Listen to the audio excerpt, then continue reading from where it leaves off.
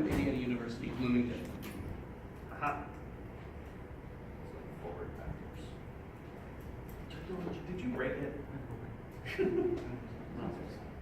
Oh, So now it's not on the screen. why is that mine? Here, you just have to Yeah. try. Not have the last one be the one for you. All right. Sure. Thank you all for being here. My name is Steven. This is Lucas, and this is Ernesto. We're here to talk about spectatorship, and in particular, esports casters. And since there's three of us, and most of the talking to the other two others here, Lucas will be talking more about examples and cases that are very interesting for esports casters. And Ernesto here is going to start off with kind of our study and our framing of our research. So we did a survey, Right. of 20 titles and across multiple genres and also several within one genre, because you can't just look at, say, one MOBA and then figure out what is needed or what is done right and set that as a standard. So there are plenty of these. Like Dota does some things really well, and then we does other things that are pretty good. And then, of course, also it wasn't just us looking at them; it was talking to people who try to spectate games, and also talking to people who cast. I personally went to Evo and spoke with a lot of the casters there to figure out what their issues were with trying to learn it, and same thing with some top players in Overwatch, and can't really go into detail about what they said, but I can answer questions. And so the modes vary, like even whether or not they had them. So 3 games in general just didn't have any sort of spectating modes. 60 of them had pretty limited options, like where you can only do it to friends, you can only do it through private lobbies, or even matches that have been recorded, nothing live. And only one game offered just the full array of spectating options that we would like to see. And so when trying to find these, it was actually incredibly difficult for some of them. The 3 games that didn't offer spectating modes, because beforehand we'd gone through so many that were very limited and hard to find, some of them, for certain games, to find out that they didn't have spectating modes or where they were, I couldn't just go through the tutorials in game. I had to go on either the game's website or on other websites. There are some games, some by some fighting games, some in MOBAs that I went on, couldn't find it, so I went on their website, wasn't there, and then so I had to ask online forums.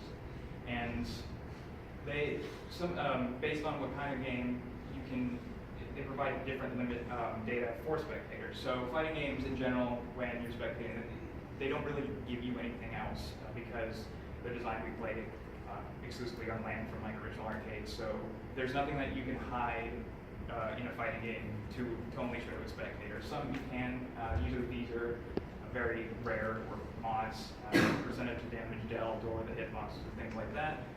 Mobile games, StarCraft 2, they provide extra data that the players can't see when spectating, like net worth, because a lot of units are hit on the map, it shows you in general, everything there, and then other games just either limited data for, say, one team or the other, if you're spectating a friend, only what that friend sees, or only limited amounts of options to view both teams. Next one. Right. Why is it not showing up?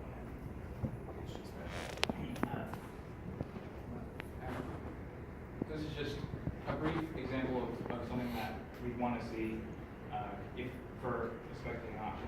One that's very clearly easy to find. So in the watch tab, just pick a game. These are several pro or pro players that you could choose to watch. Press in game.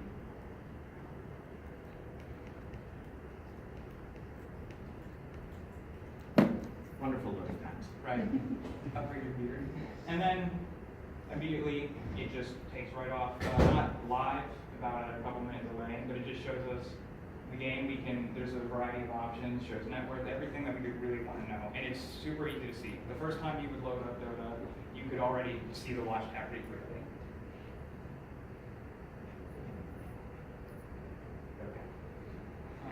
And it matters for a variety of reasons, and also the 2 different groups. For casters, being able to have this wide variety of games live or recorded to watch is a great way to figure out what things really that you pick up on immediately when watching, things to talk about. It's great for practice. Also, when speaking with people in the fighting game community who are casters, they basically said to me, they were like, well, there's never been really this option for spectator and that sort of thing because it started in arcades and then even then way back in online, that's why Evo's always in LAN, where they just sat down, were chosen to cast, and early Evo tournaments were super rough, and they've just eventually grown to actually become competent at it, and that's so it's really hard to actually get new people into it.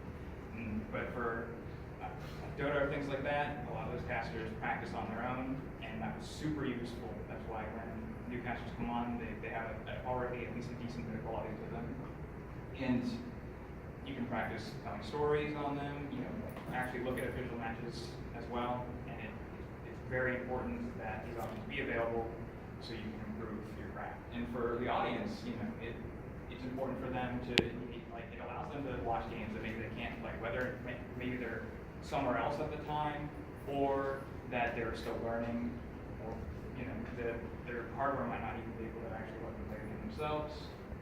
It allows them to actually watch professional players and see what they're doing compared to themselves by watching their own games possibly, and figure out what is the right practices they should do in order to improve their own gameplay. And then obviously same thing with strategies, figure out in team games, figure out what a team should do.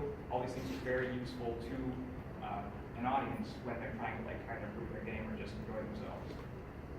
And so there are a couple things that when we were looking through all these games that actually were a pretty noticeable hindrance for clarity in terms of trying to actually watch any sort of game.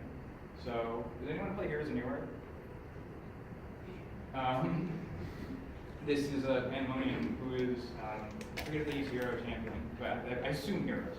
And that's also Pandemonium, but that's just a skin for him. So a lot of people know that there's skins in a lot of the games, but usually they don't make a character look this drastically different. So when spectating and when looking over games in Heroes of Newer, it was very, very difficult for me as someone who had never really seen anything of the game and played a little bit of it to first time seeing this, knowing that it's the same person.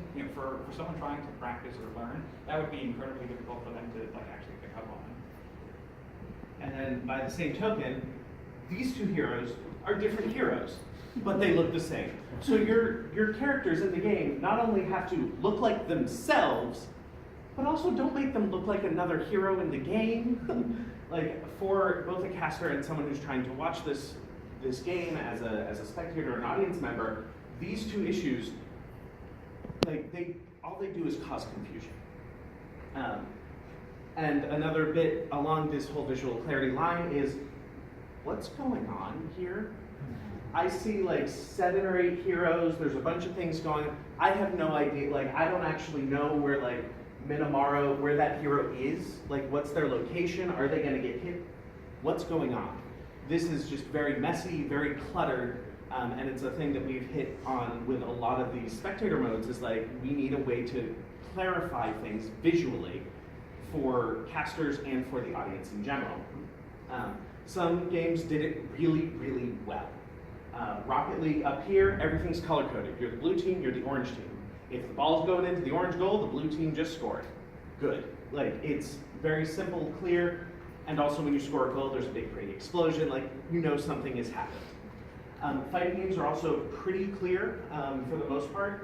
We can see, clearly there is some big attack going on. I've never played DBZ fighters. I assume this is a big attack and it's bad news for the other character. But I can see that happening. It's become clear to me as the spectator, even though I don't know what characters that doesn't matter. I know something big is happening. So esports games get complicated and messy, and I think that's part of the fun. They're complex games. We get to engage with them very deeply and work with them and find all of these complex interactions. But we need to find a way to reduce that complexity for the spectators, for the people who are watching, for the casters so that they can key in on exactly what's happening and tell that story as accurately and quickly as possible. So a couple of very explicit options have the ability for spectators to turn off alternate skins so that Pandemonium always looks like a panda. And you know what? I will remember now forever that Pandemonium looks like a panda. Have the option to turn off the alternate skins, possibly do things like what Overwatch has done with team-based skins and colors, and also maybe do something like outline the player characters in their team's color and that shows through everything, so that even if they're being covered in particle effects and something's going on, I at least know where there is a hero in there somewhere, and what they're getting hit by. Yes, so then we've got give extra information to spectators. When you're the spectator, you have the advantage of not being on either team, so you can get more information. So I've got some examples here from a Dota game. This is from TI. We've got buyback status. So I know the status of every hero, if they die, whether they can spend gold to buy back into the game. The players don't know the enemy team's buyback status. They can guess, they can try to keep track, but they don't know for sure. I know. Up here, I've got how many buildings have been taken. Again, that is just making it clearer for the audience. I know that OG in this case is up by 15,000 gold. The teams don't know how much they're ahead. Generally, when you're playing, you get that feeling like, I know I'm ahead, I know I can press my advantage, but here, I know exactly how much I'm ahead. Give me that extra information as the spectator. Give that to me as the caster. And also, here, I can see on the minimap the vision of both teams. I'm not limited to one team's vision or the other team's. Give me the extra information to tell those stories. Give it to me in a way that doesn't impact or interfere with the rest of the casting experience. All of these things, they're tucked away in the corners, they're off to the side, while I still have the main action happening here in the middle. So give it to me, hide it behind a hotkey that I can pull up a panel real quick, hit tab, pull up a panel, look at it, throw it away. Add a spectator's delay. I know a lot of people are worried about cheating in terms of, stream sniping or spectating. Add a delay. Dota's is about 3 minutes. And really, if you're looking at something that happened 3 minutes ago in Dota, it's not gonna help you that much right now. And then some types of information, it's gonna depend on your game. Fighting games, having frame data and hitboxes is really important. In a game like League of Legends or Dota 2, frame data is meaningless. It doesn't mean anything, at least to me as a spectator. So this is something you're going to have to address at a game-by-game level. What is the information that's going to be helpful to spectators of your game? Team Unity, I really like how Overwatch has started to do these team-based skins. So you can see all of the heroes have a common color theme. And in this particular example, there's a Lucio on both teams, and I see a Lucio here. Well, I know that Lucio is on the same team as this Diva and that Junkrat, because they're all colored the same. So that's providing me a lot of visual clarity and help and team unity in these spectator modes. Right, without a team skin, if they were just using the default skins, it could be either Lucio, and that matters to me as a spectator. Was that Zarya getting jumped by that Lucio? I need to know to help craft that story.